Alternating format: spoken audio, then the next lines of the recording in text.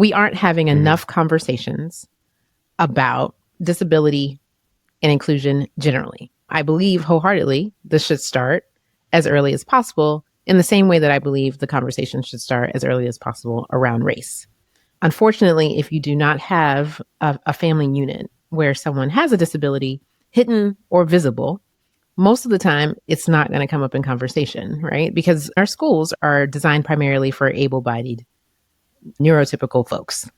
We don't have the muscle to even engage in the conversation in a way that does not feel like it's an add-on, instead of, here's the fullness of our human experience. Here are all the different ways that we are human and how we show up.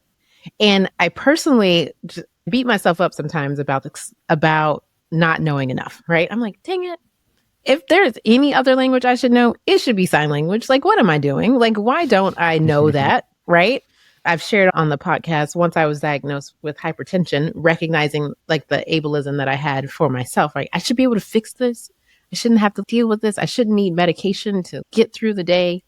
And so constantly battling these ideas of ableism, one, and then not having enough just regular conversation around it without feeling shame or ignorance or guilt or what, all of those things that come up.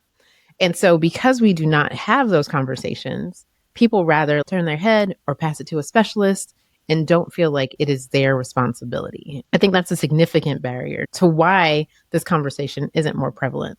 I know on the podcast, and Andrew and I have talked about this before, we recognize integrated schools means integrating all types of folks, right? And so we are pushing ourselves to make sure we're not only talking about race, but that we're talking about other social identities as well, ability, disability, et cetera.